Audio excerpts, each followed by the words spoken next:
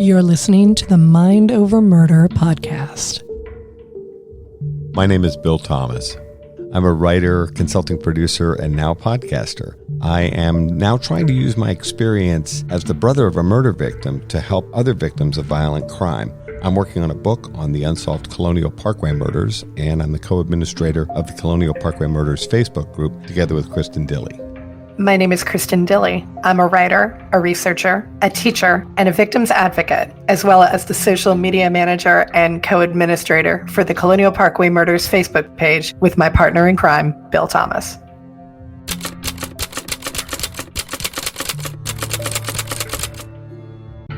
Welcome to Mind Over Murder. I'm Kristin Dilley. And I'm Bill Thomas. And Mr. Thomas, what episode of Mind Over Murder is this? I just discovered that we're coming up on episode 168.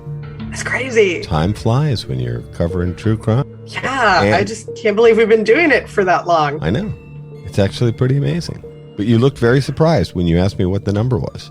We don't usually refer to them by number. Podcasters do. We're just not among the podcasters that reference podcast numbers. It's very odd knowing that we've put out almost 200 episodes. Wait a minute. Let's not get ahead of ourselves, our young lady. Closer to 200 than it is to 100, say. Okay, I thought you were going to say to 150, and I was going to say, no, it's not. Oh, still, that's a lot of good content for us. Most importantly, I think our audience deserves a round of applause. And yes. Thank you all for your support. We would remind you guys, while you're lovingly supporting us, to buy some merch from our TeePublic site. Yes, there's a sale coming up. We'll let you know when all the good stuff goes on sale. It's coming up soon. We would also remind you to rate and review us, please. We are newly available on Audible as of last month. We would love some 5-star ratings and reviews on Audible so that more people can find our podcast. So if you are so inclined and would like to take 10 minutes out of your day and rate a stellar rating and review for us, Audible would love to hear from you. Any other place where you can rate and review our podcast, we would love to hear from you there as well. Thank you very much for all of those wonderful ratings and reviews. Kristin, you mentioned something about the fact that you wanted to return to something that we had done quite some time ago, which is a format called Ask Me Anything, which is really Ask Us Anything because there's two of us. It's an interesting format, and so we put the question out to listeners, and we got some really outstanding response. Yeah, we got a lot of great questions, probably enough that we're going to need to do 2 parts, but that's okay. Double episodes are just as good as single episodes. In fact, they're better because it's twice the fun. We are going to do what we normally do with listener questions, and I will acknowledge the person who sent us the question by name and thank everybody for having taken the time to send us those questions. And then Bill will answer, and then I will answer, and we'll bounce off of each other as we go along, and we will do as many questions as we can until it's time to stop, and then we'll pick it up next time. And as always, our answers are completely unrehearsed. Kristin Dilley, what do people want to know in an Ask Us Anything? All right, we'll go ahead and start with something I think that's fairly basic and a good jumping off point. This is from Les over at Colonial Parkway Murders. Thank you, Les. He said, I would like to hear more about Bill's transition from crime victim, family member to advocate, and how Kristin came to be involved as well. That's a good question, actually. Most people that listen to the podcast know that my younger sister, Kathy Thomas, and her girlfriend, Rebecca Dowski, are the first 2 victims in the Colonial Parkway Murders, and that stretches back 35 years. So I've been involved in the case for that long.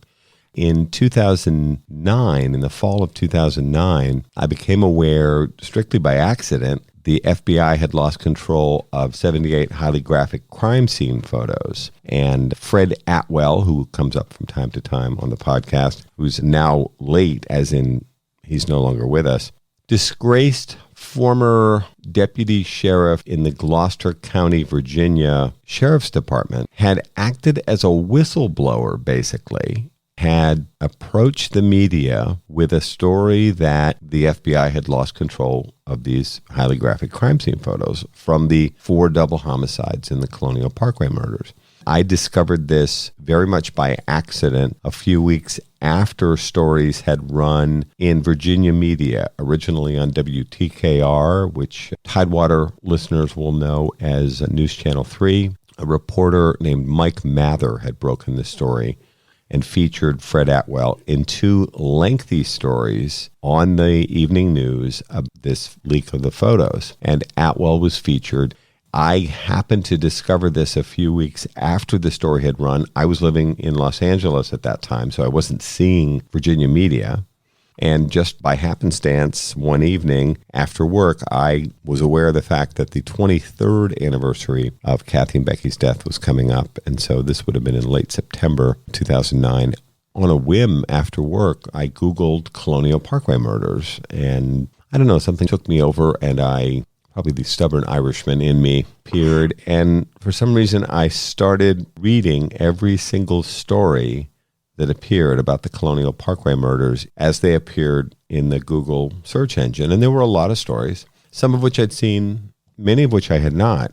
And I just started reading them. And as I went through the stories, I stumbled upon something which was one of the WTKR stories with Mike and Fred Atwell. And they were talking about the crime scene photos. That led to me reaching out to other family members that very same evening.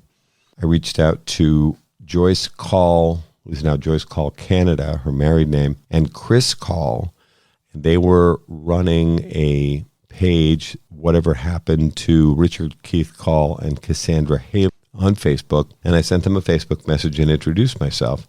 And then that led to connecting with them almost immediately, and then speaking to the two of them at some length over the weekend. And I had never spoken to any member of the Colonial Parkway Murders families other than my own for, at that point, 23 years.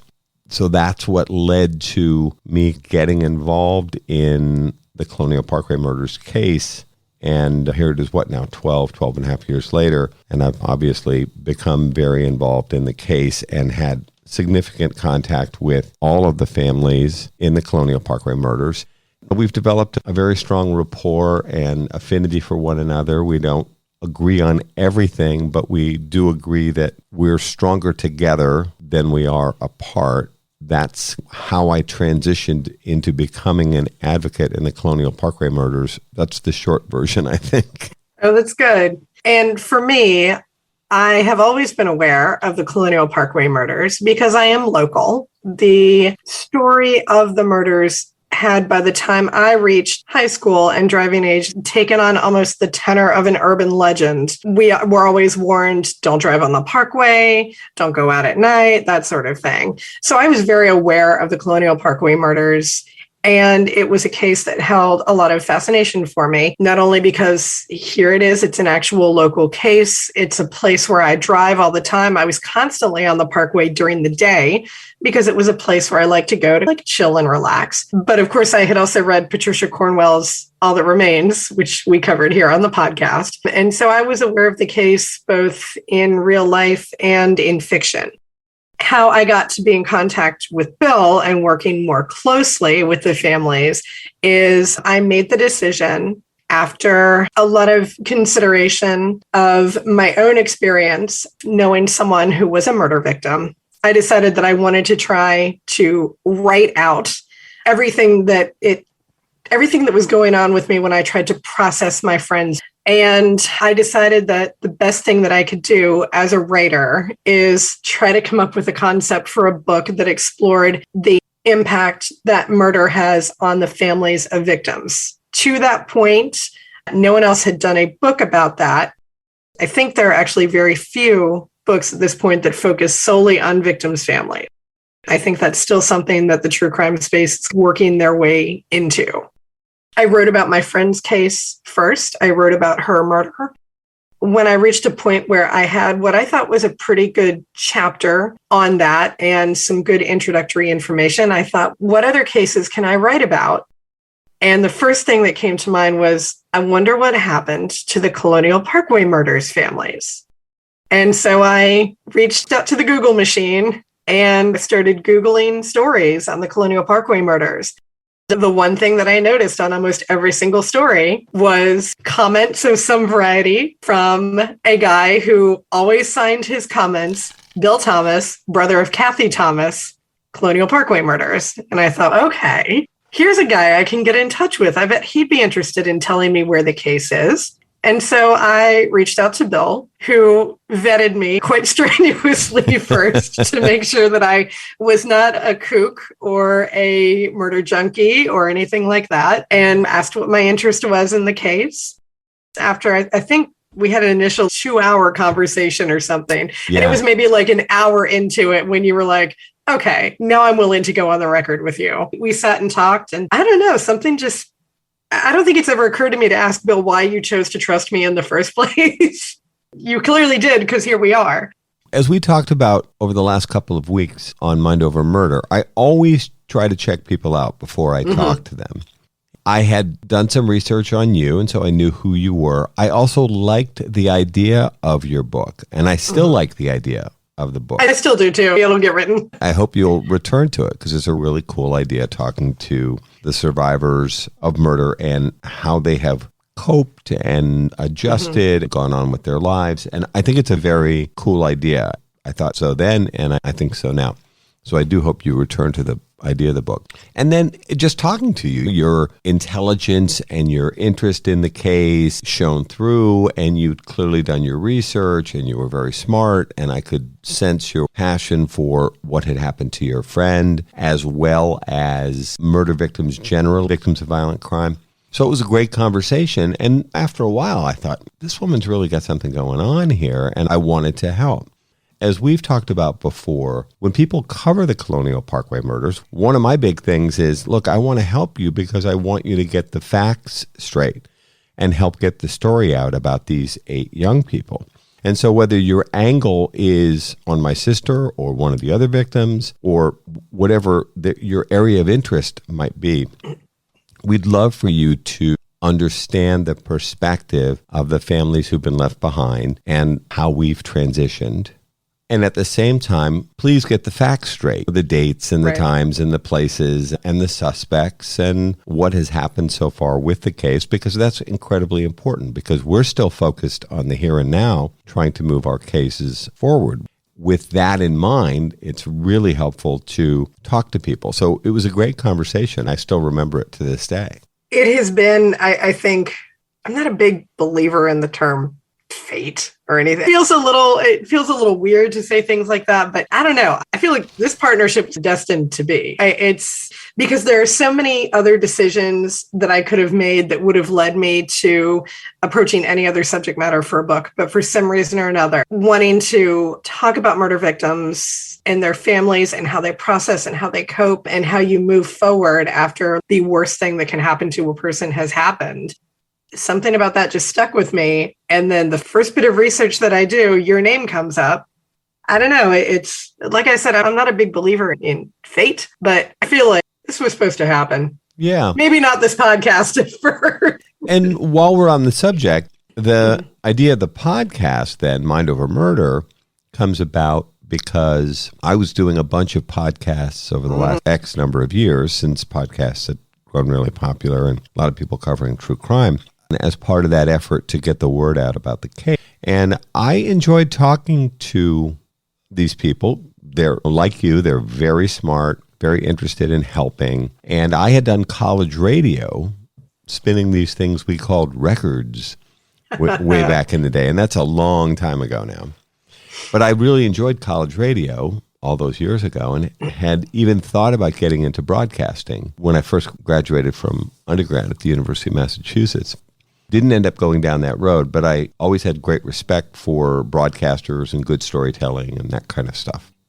As I did these podcasts and did these interviews, and then you'd listen back and I'd think, oh, that part was good. This part might need some adjustment. I could tell this story more concisely here or answer this question. But one of the things that came up was the podcasters, the hosts. And by that point, I'd probably done a dozen different podcasts over for a couple of years. They kept saying, you're really good at this, because I was, like anything else, I'd try to focus on something and think about it and analyze it a little bit and then think, how could we be more effective? How could I do a better job in terms of my end of things?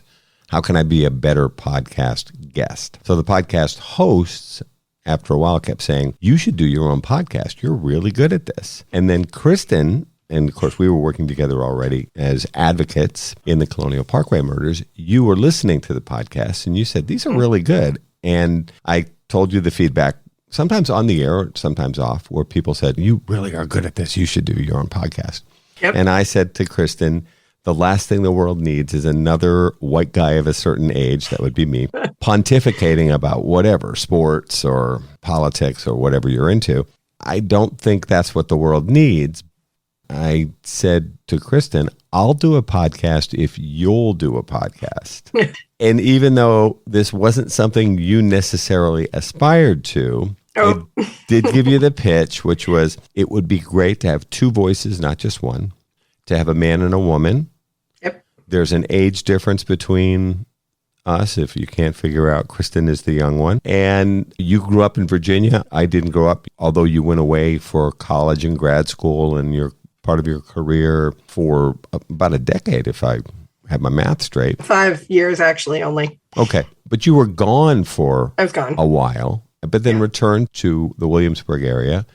So you had that experience, as you mentioned a moment ago, of growing up and then being aware of the Colonial Parkway Murders. Yes. And I thought, I like that balance and that chemistry between the two of us. Yes. And I think that's worked out. I think so too. Our next question is from loyal listener, Robert Gray, who always sends us like the best questions. Thank you, and Robert. I really like this a lot. So I figured that after talking about how we got our start in the true crime genre, I would go ahead and hit you with this question from Robert, Bill. Okay. Bill, had violent crime not impacted your life in the way it did, do you think you would have any interest in true crime as a media? Boy, it's a real good question. And Kristin, as you said, Robert, who's become a friend and a supporter of the show and does always come up with good questions.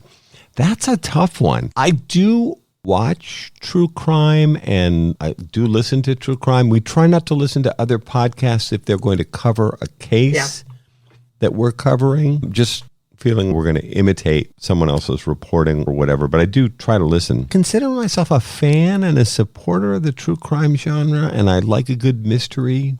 I like a good conspiracy theory, although most of them seem to have gone completely off the rails in the last few. I probably would not be as drawn to it if I didn't have the personal experience.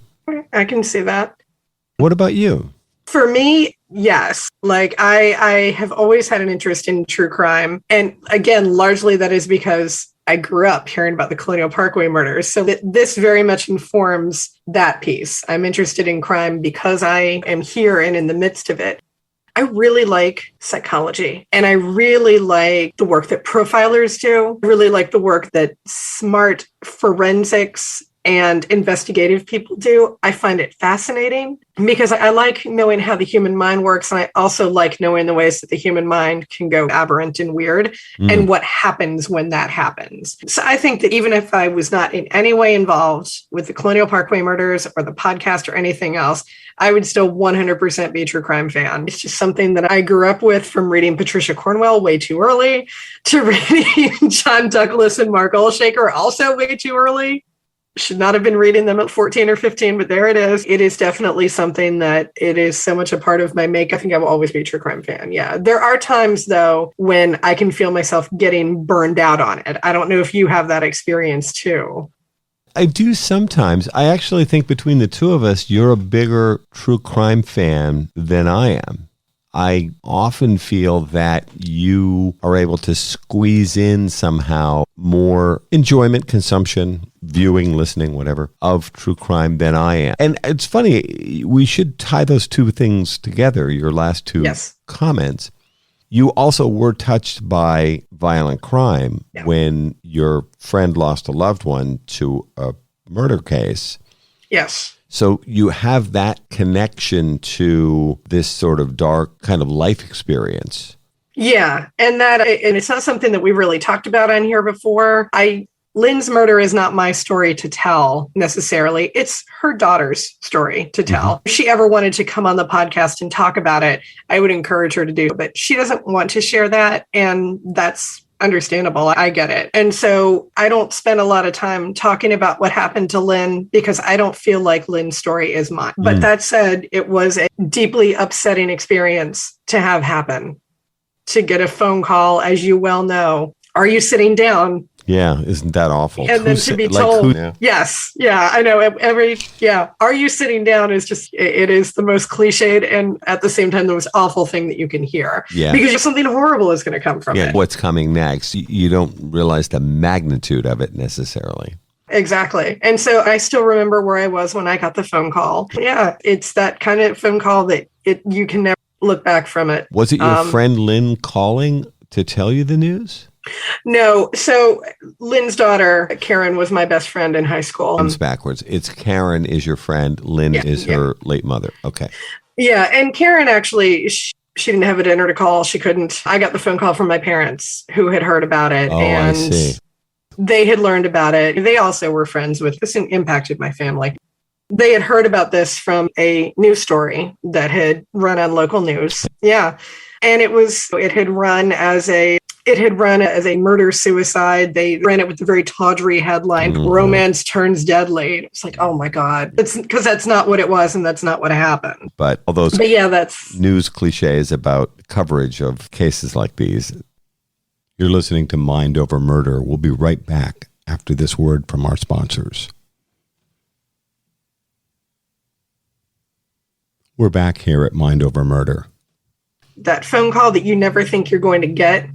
And then when it happens, is this real? Is this actually happening? Yeah. It is a very surreal experience, and I wouldn't wish it on. No, and it took my whole entire friend group by surprise too, because Lynn was the cool mom to our whole entire group of high school friends. We would go over to her place, and she was very laid back and chill, and make us virgin daiquiris in the blender, and she was cool mom. Yeah. And we loved her dearly. And to hear that she'd been shot to death, you can't process it. And Karen was in your peer group of young people you went to school with. She was my very best friend.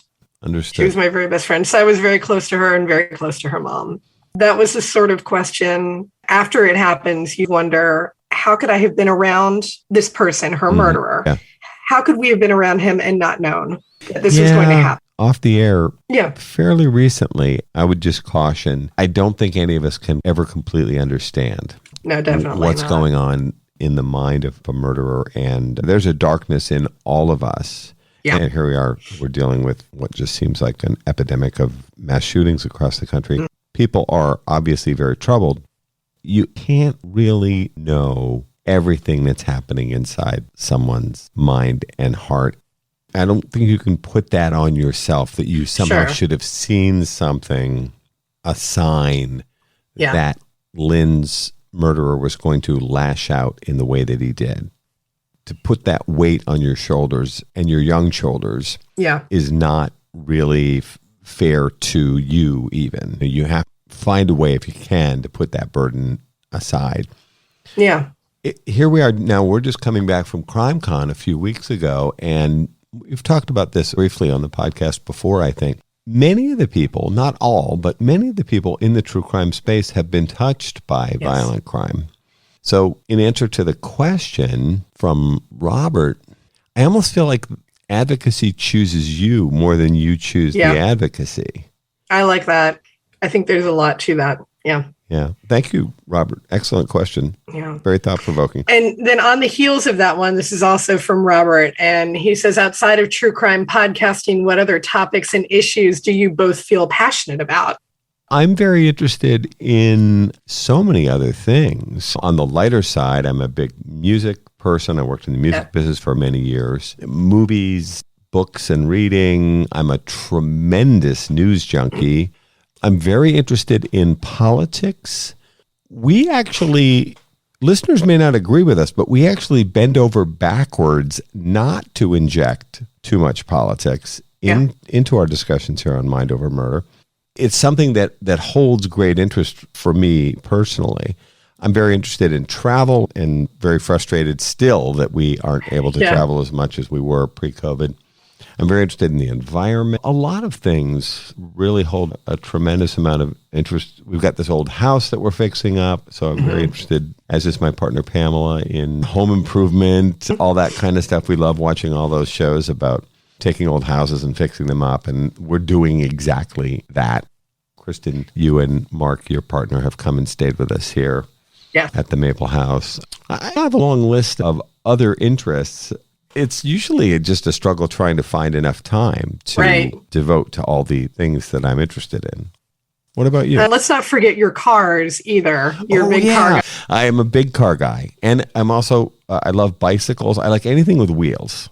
I never got into motorcycles. I have some friends that are into motorcycles, but I love bicycles, and I especially love vintage cars, sports cars, that kind of thing. And as a matter of fact, I had the top down on the Miata today, running around taking care of some errands and having a blast on the back roads of Connecticut. Nice. Yes, that lovely sporty little Miata of yours. Very cool. Because crime is not only just, it's currently my job, but also I was into crime fiction. We all know I'm a huge CSI devotee. Right. Criminal Minds. So other than the true crime aspect, I like crime fiction. That's always been an interest of mine. Well, I'm doing, I don't know, like my 6th or 7th total rewatch of CSI right at the moment. Yeah, I know, it's pretty bad. It's just something that I really enjoy, but I love reading. As anybody who has listened to our episodes of True Crime Bookshelf will understand. Yeah, well, and not a surprise as someone who is a writer and teaches writing. Wow. Right. And Bill, you've seen my bookshelves, exactly how much I have in terms of a collection. Just added new books. Yes. And I just keep adding. It's probably not the healthy. Okay. There are much worse things you can be spending your money on than books. And you do read them all eventually. Yes. So big reader. I love Pride and Prejudice. And so all Pride and Prejudice and Jane Austen continuations and variations. I love those. Yeah. Pamela too. Yeah. Because I work with teenagers, I've also developed a real interest in YA fiction. So I have a pretty large array of young adult fiction, and my students will suggest things to me. And if they suggest it, I'll read it. So I've actually got a pretty big collection of that as well. I love traveling. Absolutely adore it. My current favorite travel fixation is Scotland. It's the best.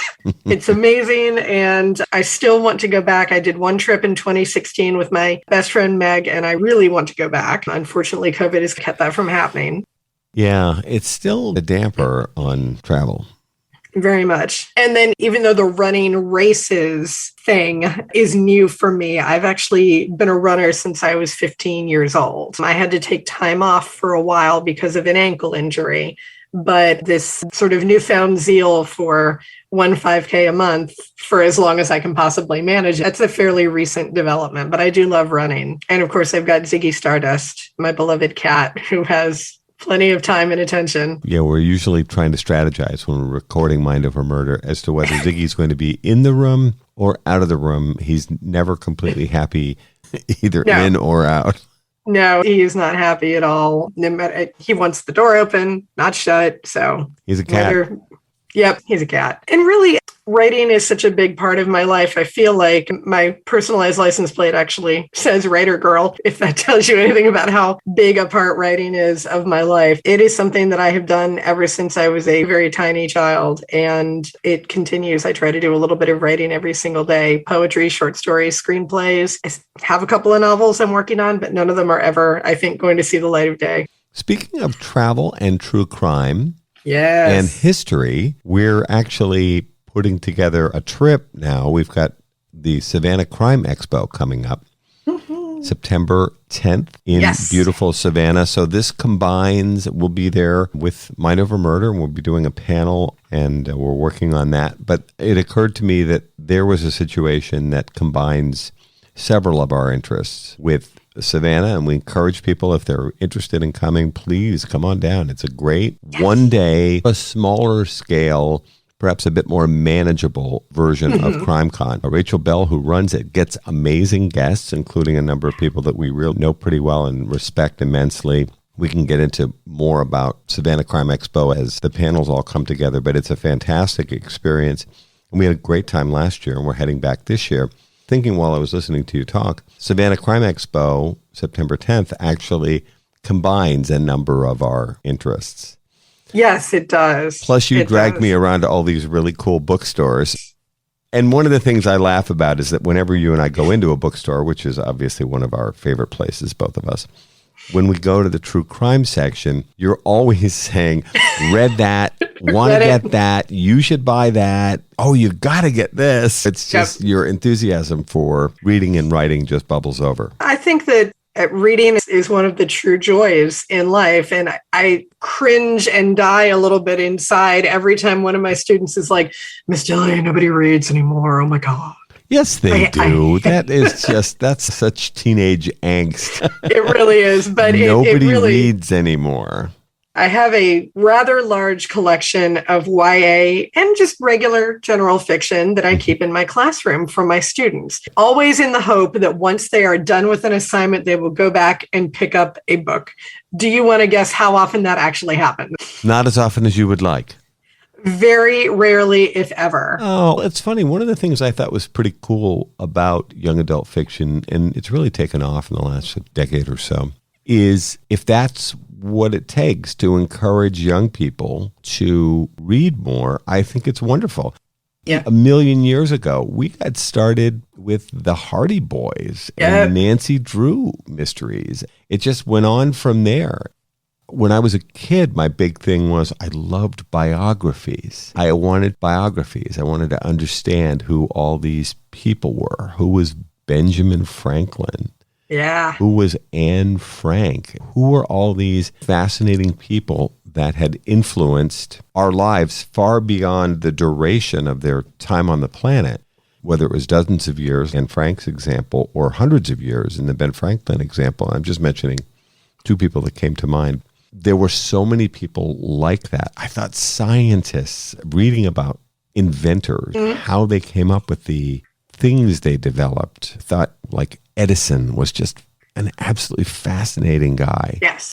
I think whatever it takes to pull in a young person in is a good thing. Young adult fiction, those are good stories that appeal to teenagers and preteens. And I'm hoping that your bookshelf will continue to at least draw kids in and have them check this stuff out, maybe grab a book and sit down in a quiet corner.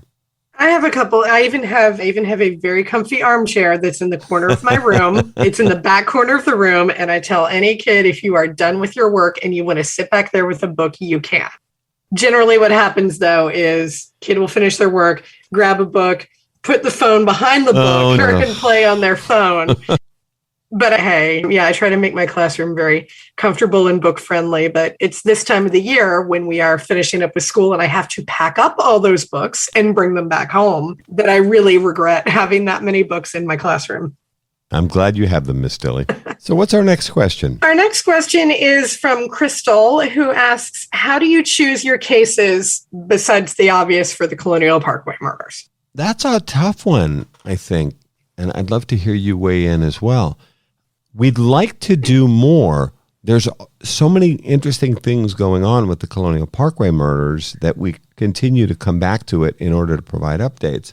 We'd like to cover more cases. Mostly, it seems like a fairly organic process. In other words, something moves onto our radar. Do try very hard to not cover the cases that everyone else in the true crime space is covering. For example, we talked briefly about Gabby Petito when we put up articles about Gabby Petito, and no disrespect to the Petito family or anything like that. We just felt like that was a case that got a tremendous amount of publicity. And actually, that discussion that ensued about are we covering certain types of cases like Gabby's too much to the exclusion of others, we've been trying very hard to brainstorm with the two of us about what are some cases that have been covered lightly, if at all, and deserve more exposure. So I think it's more a matter of one of us will say to the other, have you read about this case? Or Kristin's very big on sending an article if she thinks something looks interesting. For some of the cases that we started covering originally, like, for example, the Nicole Lovell case in Southwest Virginia, That was our third or fourth episode, I believe it was. That was just a case that I had heard about. I was horrified by it. And I felt like this isn't getting a lot of coverage. And I want to make sure that people do hear her story, because it did involve a girl who was so very young and who was being preyed upon through an internet app by two college-age students. And I thought that it is so important to get that information out there. So sometimes it will be something that I have read about that I feel is important for us to cover. Sometimes it's a case that has its roots in a place where one or the other of us lived. We covered Grim Sleeper, for example, because it took place in Los Angeles, and it's something that you were moderately familiar with. We covered the Canal Killer in Phoenix because I had lived there and I was familiar with it. But both of those stories were very interesting. Of course, with the Grim Sleeper case, there was the added bonus of, hey, here's a book, and Kristin read the book, and I bet if we cover the case, we can also get the author. And that does weigh into it too, actually, probably more than most people would think. And so we're running our episodes on the Grim Sleeper case as bonus episodes right now. Actually, our episode with Kristin Pelisek, the author, who was absolutely wonderful, is coming up. And like a lot of other interesting books in the true crime space, we like books that highlight some of the issues that we want to put forward. So, for example, familial DNA was used in that case. And there are a number of issues with a neglected community in South Central Los Angeles. These victims were African American, mostly women, sometimes involved in drugs and addictive behavior, and also in sex work. They were very badly served by the Los Angeles Police Department, and Kristin Pelisek gets into those issues in the book. We also have an affinity for Virginia cases because, of course, Kristin lives in Virginia, and the Colonial Parkway murders took place in Virginia. So we have a bit of a regional focus as well. It's not exclusive, but we have a tendency to pay attention to what happens in Virginia because of our connection to that part of the country. Which actually feeds into the next question from Amber, who asks, will you be diving into any more local cases? And I do know Amber because she is the mother of a former student. So when she says local, she does mean here, local in this area. I know that one of the ones that you and I both would very much like to cover is the disappearance still of Cody Bigsby, 4-year-old Cody Bigsby, who has vanished seemingly without a trace and whose father is still being looked at as the only suspect in his murder. I really want to cover that. And in fact, I think if we could get our friend and Kristin's perpetual true crime crush, Jim Clemente, in on this to talk about child abduction and the issues that come up around that, I would love to have Jim come on to talk a little bit about the Cody Bigsby case.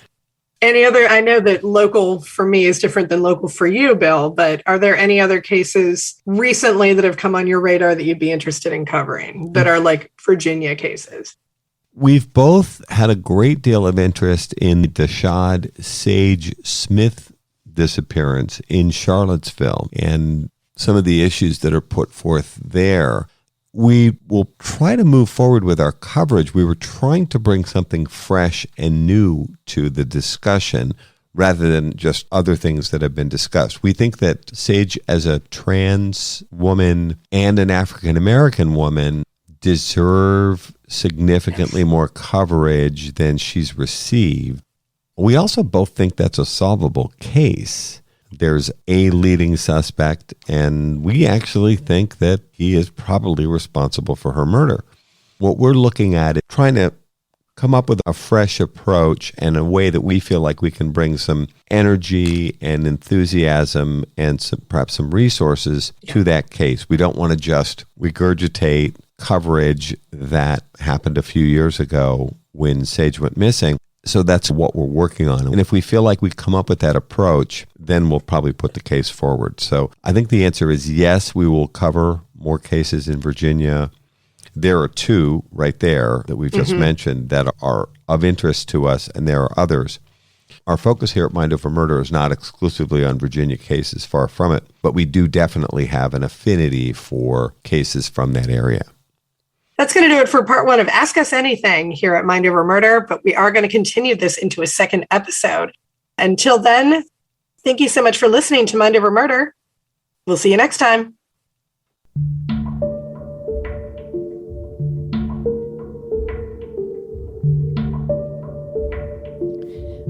Mind Over Murder is a production of Absolute Zero and Another Dog Productions. Our executive producers are Bill Thomas and Kristin Dilley. Our logo art is by Pamela Arnois. Our theme music is by Kevin MacLeod. Mind Over Murder is distributed in partnership with Crawlspace Media. You can follow us on Facebook, Twitter, or Instagram. You can also follow our page on the Colonial Parkway Murders on Facebook. And finally, you can follow Bill Thomas on Twitter at BillThomas56. Thank you for listening to Mind Over Murder.